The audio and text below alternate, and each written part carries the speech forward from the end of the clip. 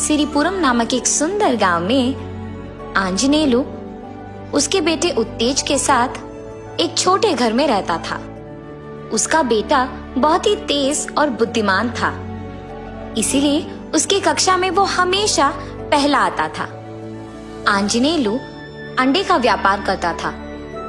वो अंडे को बेचकर उसके बेटे को पढ़ाता था। एक दिन आंजनेलु साइकिल पे अंडों को लगाकर उन्हें बेचने के लिए निकलता है। अंडे अंडे, एक अंडा सिर्फ 1 रुपए, आइए बाबू आइए। ऐसी उसकी चीखें सुनकर सारे लोग अंडे खरीदने बाहर आते हैं। 1 डजन अंडे दे दो भैया, मुझे भी 1 आधा डजन अंडे दे दो। जी मेम साहब। ऐसे कहकर वो उन अंडों को उन लोगों को बेचता था। ऐसे ही आंजनेलु गली गली घूमकर अंडे बेचते हुए उसके बेटे की पढ़ाई करवाते हुए रहता था और ऐसे बहुत साल बीत जाते हैं। कुछ साल बाद उसके बेटे का पढ़ाई खत्म होता है और पढ़ाई खत्म होने के तुरंत बाद उसको एक अच्छी नौकरी मिलती है। अगर मैं पापा को बताऊंगा कि मुझे नौकरी मिल गई तो वो बहुत खुश होंगे। उनका चेहरा तो देखना ही होगा। अब से पापा को मेहनत करने की कोई जरूरत नहीं पड़ेगी, उनका अच्छा देखभाल कर पाऊंगा। ऐसे सोचते हुए वो खुशी खुशी उसके पापा के पास जाता है। पापा, मुझे नौकरी मिल गई है। अब से आपको ऐसे मेहनत करने की कोई जरूरत नहीं है। ये अंडों का व्यापार भी छोड़ दीजिए पापा, मैं आपका बहुत अच्छा ख्याल रखूंगा। अब हम खुशी खुशी जी सकते हैं।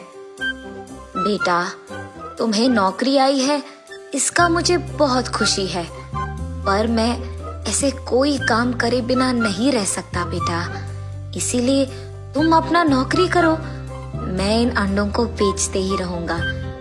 एक दिन आएगा जब मैं कोई भी काम कर नहीं पाऊंगा, तब तुम मेरा ख्याल रख लेना बेटा। अब तो मुझे ऐसे ही रहने दो। अरे, मैंने तो सोचा कि पापा को अब गली गली घूमकर अंडों को ऐसे बेचने की जरूरत नहीं पड़ेगी, पर क्या करूं, वो तो ऐसे कोई काम करे बिना खाली रहना पसंद ही नहीं करते हैं। इसीलिए मुझे नौकरी करते हुए जो भी पैसे आते हैं उन्हें बचाकर मुझे पापा के लिए कुछ बड़ा खरीदना होगा, ताकि उन्हें कभी काम करने की जरूरत ही ना पड़े। ऐसे ही कोई व्यापार शुरू करना होगा मुझे। ठीक है पापा, जो आपकी मर्जी। ये फैसला करके वो नौकरी करते हुए आए हुए पैसों को बचाकर रखता है। ऐसे बहुत दिन बीत जाते हैं। हाँ, अब तक मैंने जो पैसे बचाए हैं, इससे तो मैं एक रेस्टोरेंट ही रख सकता हूँ। ये फैसला करके वो उसके बचत के पैसों से उस गांव में ही बहुत बड़ा रेस्टोरेंट शुरू करता है। इतने नए और बड़े रेस्टोरेंट को देख उस गांव के सारे लोग उस रेस्टोरेंट को जाना शुरू करते हैं। उतने सारे लोगों से भीड़ित उस रेस्टोरेंट को देख उत्तेज बहुत खुश होता है। अरे, रेस्टोरेंट में तो बहुत सारे लोग आ रहे हैं। यही वक्त है, मैं ये रेस्टोरेंट पापा को दिखाऊंगा और उन्हें बताऊंगा कि इस रेस्टोरेंट का मालिक वही होंगे। ये सुनकर तो वो बहुत खुश होंगे। ये फैसला करके वो उसके पापा के पास जा ही रहा था कि रास्ते में उसके पापा अंडों को बेचते हुए दिख जाते हैं। उनके पास जाकर कहता है, पापा मेरे साथ आइए ना एक बार, मुझे आपको कुछ दिखाना है। बेटा, अभी मैं कहीं नहीं आऊंगा, सुबह से मैंने एक भी अंडा नहीं बेचा है। मैं एक तो अंडा बेचकर घर आऊंगा, तुम जाओ बेटा।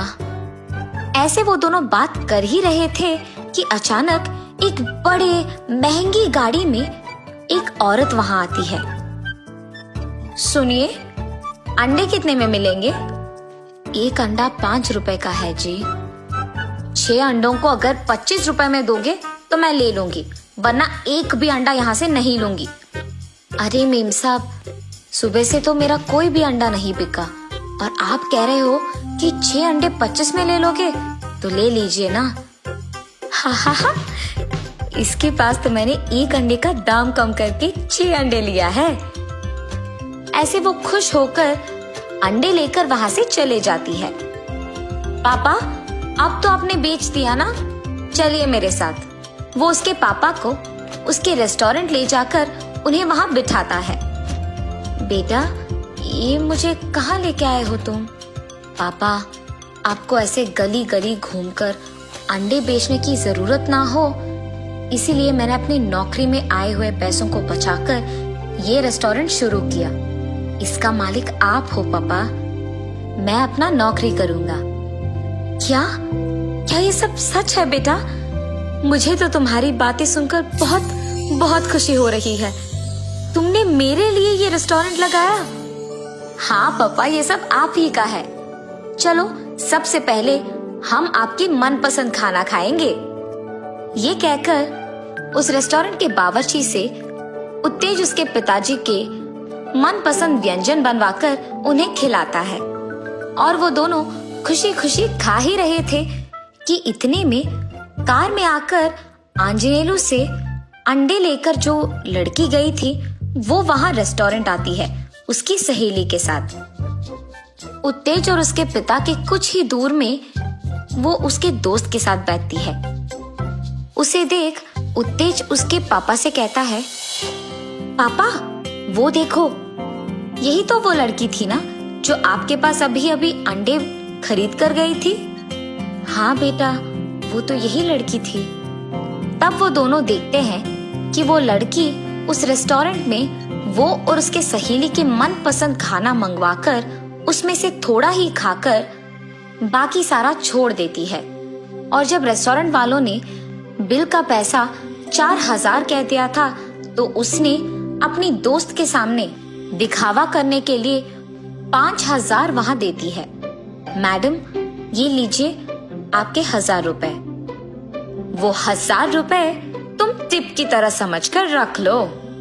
ये कहकर वो उसके दोस्त को वहां से लेकर चले जाती है। उत्तेज उस लड़की को ऐसे करते हुए देख आश्चर्यचकित हो जाता है। पापा, क्या आपने ये देखा? वो लड़की एक मामूली अंडे का व्यापार करने वाले व्यक्ति से बहस करके कम दाम में अंडों को लेती है और वही लड़की एक महंगी रेस्टोरेंट में 4000 की जगह 5000 देकर दिखावा करती है। क्यों पापा, लोग भला ऐसे क्यों करते हैं? मैंने ऐसे बहुत लोगों को देखा है जो गरीबों के पास बहस करते हैं और उनको परेशान करके उनसे कम दाम में चीजें खरीदते हैं, पर महंगी दुकानों में तो ऐसे नहीं करते हैं। बहस का तो कोई मौका भी नहीं है। बेटा, यही तो लोगों का बर्ताव है। महंगी लोगों के पास दिखावा और गरीबों के पास बहस। जिन लोगों के पास पहले से ही सब कुछ है उन्हें और पैसा देते हैं और दिखावा करते हैं, और जिनके पास कुछ भी नहीं है, जो रोटी सब्जी के लिए लड़ते हैं, उनके पास बहस करते हैं और उनको ऐसा लगता है कि वो उन्होंने जीत लिया है। तुम ऐसा कभी मत करना बेटा। पापा, ना ही मैं ऐसे करूंगा और ना ही अपने दोस्तों को करने दूंगा। आपके अंडों को इसी रेस्टोरेंट में उपयोग कीजिए और यहाँ का मालिक बन जाइए। पापा, आप ही इसका देखभाल कीजिए। जरूर करूंगा बेटा। तब से उत्तेज के पिता आंजनेलू उस रेस्टोरेंट का ख्याल रखते हुए और उत्तेज उसके नौकरी करते हुए खुश रहते हैं। वो इस बात का भी ध्यान रखते हैं कि अगर कोई मामूली के पास गए हैं तो बहस नहीं करना है। सबके व्यापार को प्रोत्साहित करते हुए वो खुश रहते हैं और सभी को खुश रखते हैं।